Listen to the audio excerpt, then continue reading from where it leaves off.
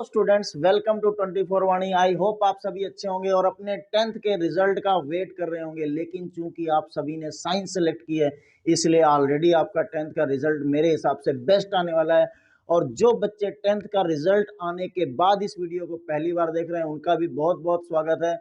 और आज हम बच्चों स्टार्ट करने जा रहे हैं अपनी +1 फिजिक्स का पहला यूनिट, जिसका नाम है यूनिट एंड मेजरमेंट।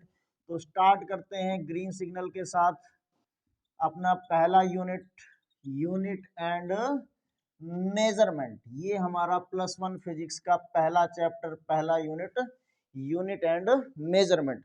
और इसका पहला टॉपिक है बच्चों process of measurement. Process of measurement. तो हम किसी क्वांटिटी को कैसे मेजर करते हैं। सपोज करो हमारे पास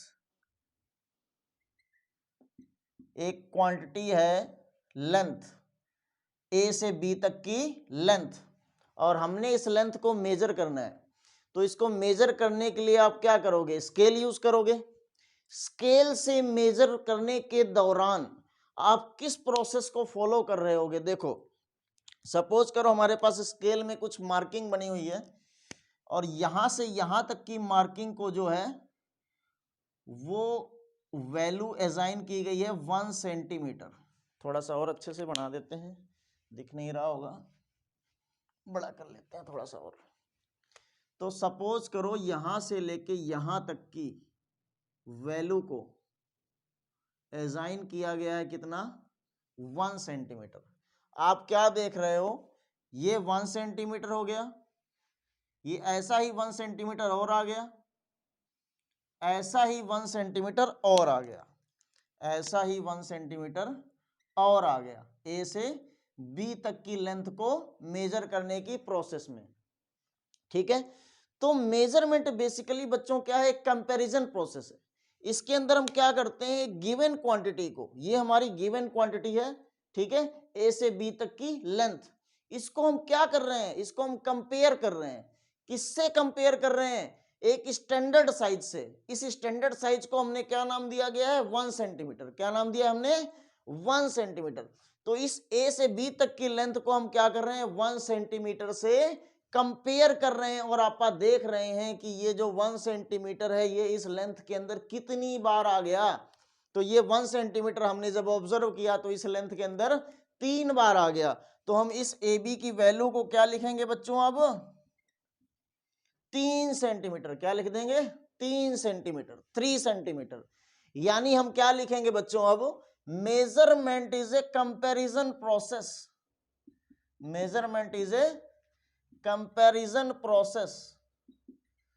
मेजरमेंट क्या है, एक कंपैरिजन प्रोसेस है इन विच ए गिवन क्वांटिटी, जिसके अंदर हम क्या करते हैं, गिवन क्वांटिटी को क्या करते हैं, कंपेयर करते हैं। किसके साथ, विद एन स्टैंडर्ड, एक स्टैंडर्ड के साथ। और अपन नोट करते हैं, and we note how many times this standard is involved in that quantity, कि ये हमारा स्टैंडर्ड जो है वो उस क्वांटिटी में कितनी बार इन्वॉल्व है बच्चों। तो क्या है हमारे पास मेजरमेंट एक कंपैरिजन प्रोसेस है। किसी क्वांटिटी को जब हम मेजर करते हैं तो उसकी मेजरमेंट की जो प्रोसेस है बच्चों, वो क्या है, एक कंपैरिजन प्रोसेस है, जिसके अंदर हम उस क्वांटिटी को एक स्टैंडर्ड साइज से कंपेयर कर रहे होते हैं और अपन नोट कर रहे होते हैं कि वो स्टैंडर्ड साइज जो है, वो स्टैंडर्ड वैल्यू उस क्वांटिटी में कितनी बार आ गई है। फॉर एग्जांपल यहाँ पर हमारे पास एक लेंथ है ए से बी तक की, और उसको मेजर करने की प्रोसेस में हमने एक स्टैंडर्ड सेलेक्ट किया है सेंटीमीटर, और हम क्या देख रहे हैं कि वो स्टैंडर्ड उस क्वांटिटी में 3 बार आ रहा है। यानी हमारी ए से बी तक की लेंथ कितनी हो गई बच्चों, 3 सेंटीमीटर हो गई। ठीक है, तो उसी तरह बच्चों सपोज करते हैं, सेम उसी वे में, ये बच्चों नोट कर लो पहले। तो उसी तरह हमारे पास मान लेते हैं कि कोई स्टैंडर्ड है जिसका नाम हमने दिया है यू। कोई स्टैंडर्ड है, उसका नाम हमने दिया है यू, और वो किसी क्वांटिटी क्यू के अंदर कितनी बार इन्वॉल्व हो गया, n बार। तो सिमिलरली या for example a standard u if a standard u is involved n times in a quantity q,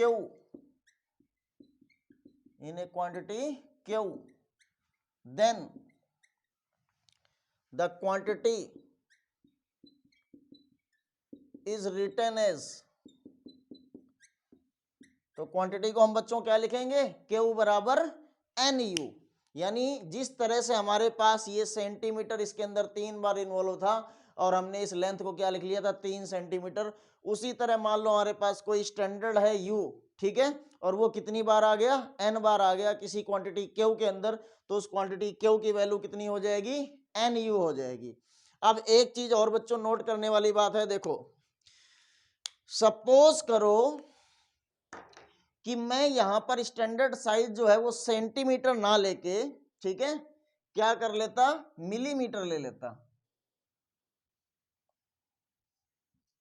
ये मैं क्या ले लेता, स्टैंडर्ड साइज, इसको मेजर करने के लिए मिलीमीटर ले लेता, ठीक है।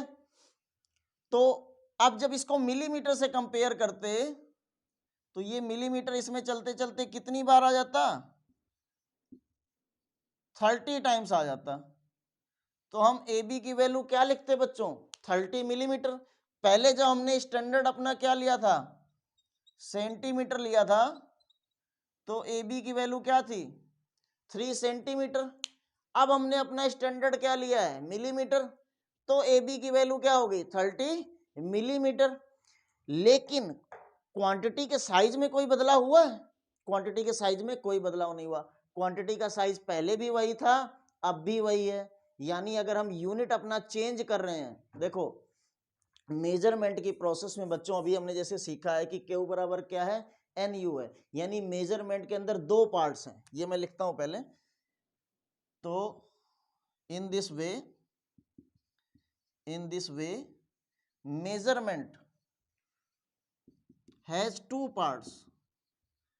मेजरमेंट्स के क्या है बच्चों, 2 पार्ट्स हैं। कौन कौन से, एक तो बच्चों क्या है न्यूमेरिकल वैल्यू, एक क्या है न्यूमेरिकल वैल्यू, और दूसरा क्या है बच्चों नेम ऑफ यूनिट। क्या है, नेम ऑफ यूनिट। एक न्यूमेरिकल वैल्यू और एक क्या हो गया, नेम ऑफ यूनिट, ठीक है। यूनिट यानी कि स्टैंडर्ड, यूनिट यानी कि स्टैंडर्ड, जो आपने स्टैंडर्ड सेलेक्ट किया है, ठीक है, किसी क्वांटिटी को मेजर करने के लिए, उसको हम यूनिट भी बोलते हैं, ये अभी आप लिखेंगे।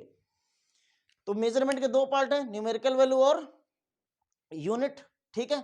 अब आप क्या देख रहे हो कि जब हमने अपने यूनिट का यानी स्टैंडर्ड का साइज छोटा किया, स्टैंडर्ड का साइज छोटा किया, सेंटीमीटर से मिलीमीटर किया, तो न्यूमेरिकल वैल्यू बढ़ गई। पहले जब हमारा स्टैंडर्ड का साइज क्या था, सेंटीमीटर था, तो न्यूमेरिकल वैल्यू क्या थी, 3 थी। यानी जब हमारा स्टैंडर्ड का साइज बड़ा था तो न्यूमेरिकल वैल्यू कम थी, और जब स्टैंडर्ड का साइज छोटा हो गया तो न्यूमेरिकल वैल्यू क्या हो गई, ज्यादा हो गई। यानी आप किसी क्वांटिटी को मेजर करने के लिए अपने स्टैंडर्ड का साइज जितना छोटा करते जाओगे, रिजल्ट में न्यूमेरिकल वैल्यू क्या होती जाएगी, ज्यादा होती जाएगी। ये हम इस एक्सप्रेशन से भी लिख सकते हैं बच्चों, देखो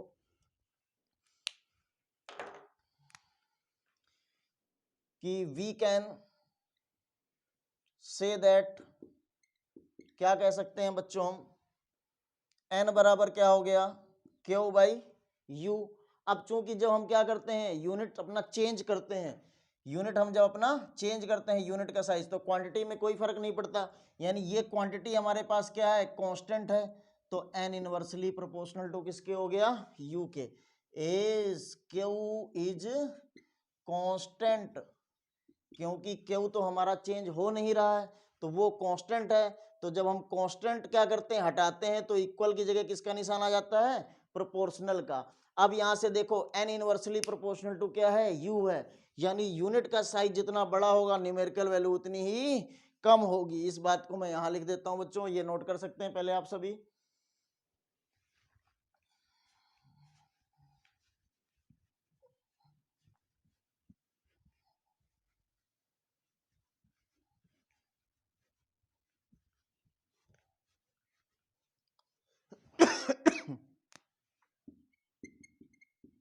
तो इस बात को मैं यहां लिख देता हूं, हेंस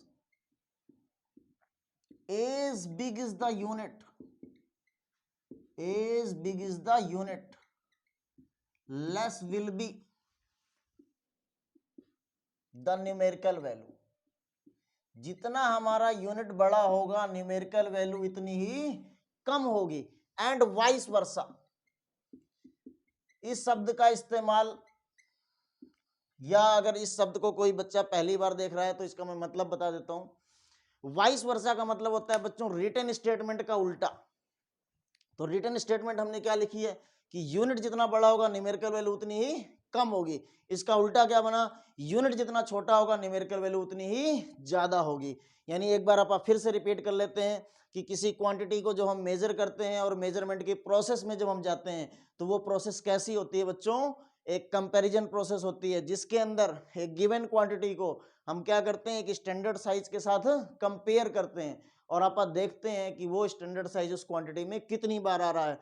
तो एग्जांपल के तौर पे हमने यहाँ देखा कि हमारे पास ए से बी तक की एक लेंथ थी और उसको मेजर करने के लिए हमने क्या किया, एक सेंटीमीटर यूनिट सेलेक्ट किया। ठीक है, सेंटीमीटर अपना स्टैंडर्ड साइज सेलेक्ट किया और देखा कि ये सेंटीमीटर इसके अंदर कितनी बार आ गया, 3 बार। तो हमारे पास ए से बी तक की लेंथ कितनी हो गई, 3 सेंटीमीटर। वही यूनिट का साइज सेंटीमीटर के बजाय जब हमने क्या कर लिया, मिलीमीटर ले लिया, तो क्या देखा, ये मिलीमीटर इसके अंदर कितनी बार आ गया, 30 बार आ गया। यानी अब वही ए बी की वैल्यू, वही ए बी से ए से बी तक की लेंथ की वैल्यू कितनी हो गई, 3 सेंटीमीटर के बजाय हमने उसको क्या लिख दिया, 30 मिलीमीटर। यानी आप क्या देख रहे हो, जब आप अपने स्टैंडर्ड का यानी यूनिट का साइज छोटा कर रहे हो तो जो आने वाली न्यूमेरिकल वैल्यू है रिजल्ट में वो क्या हो रही है, ज्यादा हो रही है। तो बच्चों इस तरह हम किसी क्वांटिटी की मेजरमेंट करते हैं।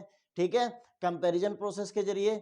इसमें हमारे पास दो चीजें आ रही हैं, एक न्यूमेरिकल वैल्यू आ रही है और एक यूनिट आ रही है। अब देखो हम यूनिट को भी डिफाइन कर लेते हैं, यूनिट की डेफिनेशन लिखते हैं बच्चों। यहां तक आई होप आप सभी को समझ में आ गया होगा। इसको मैं अब रब कर रहा हूं।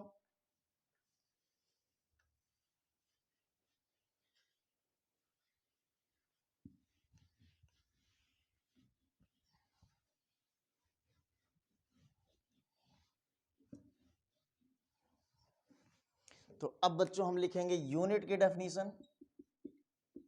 यूनिट, यूनिट क्या है, the standard selected, the standard selected to measure a physical quantity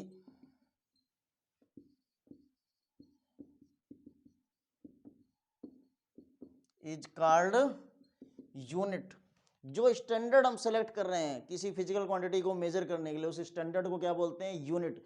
अब जो हमने स्टैंडर्ड सेलेक्ट किया है बच्चों, उसकी कुछ कैरेक्टरिस्टिक्स होनी चाहिए, उसके अंदर कुछ क्वालिटीज होनी चाहिए। उन क्वालिटीज के बेस पे ही हम उसको अपना यूनिट सेलेक्ट कर सकते हैं। कैरेक्टरिस्टिक्स ऑफ यूनिट, क्या क्या कैरेक्टरिस्टिक्स होने चाहिए बच्चों। First, it should be well defined. जो हमारा यूनिट है वो क्या होना चाहिए बच्चों, वेल डिफाइंड होना चाहिए। ऐसा नहीं कि कोई सेंटीमीटर की वैल्यू अपनी मर्जी से ले ले कि मेरे लिए 1 सेंटीमीटर इतना है जी, मेरे लिए 1 सेंटीमीटर इतना है जी, ऐसा नहीं होना चाहिए। ठीक है, जो सेंटीमीटर की वैल्यू ली गई है या मीटर की वैल्यू ली गई है या किलोग्राम की वैल्यू ली गई है, वो एक पर्टिकुलर डेफिनेशन के अकॉर्डिंग ली जानी चाहिए बच्चों। तो सबसे पहली characteristics, it should be well defined. ये कैसा होना चाहिए, वेल डिफाइंड होना चाहिए। ठीक है, दूसरी कैरेक्टरिस्टिक्स, ये एक प्रॉपर साइज का होना चाहिए। जो आपका स्टैंडर्ड है उसका साइज कैसा होना चाहिए, प्रॉपर होना चाहिए। ठीक है ना। अब सपोज करो जैसे मान लो यहां से, ठीक है, सपोज करो आप अपने स्कूल आए हुए हो और आपको अपने स्कूल से अपने घर तक की डिस्टेंस मापनी है। तो उस डिस्टेंस को मापने के लिए क्या आप मिलीमीटर अपना यूनिट लेंगे, नहीं ले पाएंगे। ठीक है, या सपोज करो इस मार्कर की लेंथ मापनी है, तो इस मार्कर की लेंथ मापने के लिए क्या आप किलोमीटर अपना यूनिट सेलेक्ट करेंगे, बिल्कुल नहीं करेंगे। किलोमीटर इस साइज के कंपैरिजन में बहुत बड़ा है और आपके स्कूल से आपके घर की डिस्टेंस उसको मेजर करने के लिए अगर आप मिलीमीटर ले रहे हो तो मिलीमीटर उस डिस्टेंस के कंपैरिजन में बहुत छोटा है। तो आप अपने घर की डिस्टेंस मापने के लिए क्या यूज करोगे, या तो मीटर यूज करोगे या किलोमीटर यूज करोगे। मार्कर की लेंथ मापने के लिए क्या यूज करोगे, सेंटीमीटर या मिलीमीटर। यानी जो आपने क्वांटिटी मेजर करनी है उसको मेजर करने के लिए जो यूनिट सेलेक्ट कर रहे हो वो यूनिट उस क्वांटिटी के कंपैरिजन में ना तो बहुत बड़ा होना चाहिए और ना ही बहुत छोटा होना चाहिए। तो दूसरी इंपॉर्टेंट कैरेक्टरिस्टिक्स कि it should be of suitable size, neither too large, ठीक है, neither too large nor too small in comparison with the quantity to be measured। जिस क्वांटिटी को मेजर करना है उसके कंपैरिजन में ना तो बहुत स्मॉल हो और ना ही बहुत लार्ज हो। ये दूसरी इंपॉर्टेंट कैरेक्टरिस्टिक्स। तीसरी इंपॉर्टेंट कैरेक्टरिस्टिक्स है बच्चों कि ये टाइम टू टाइम इसकी यूनिट की वैल्यू जो है, यानी आपके स्टैंडर्ड जो आपने सेलेक्ट किया है उसकी जो वैल्यू है, उसका जो साइज है वो टाइम टू टाइम चेंज नहीं होना चाहिए। It should not change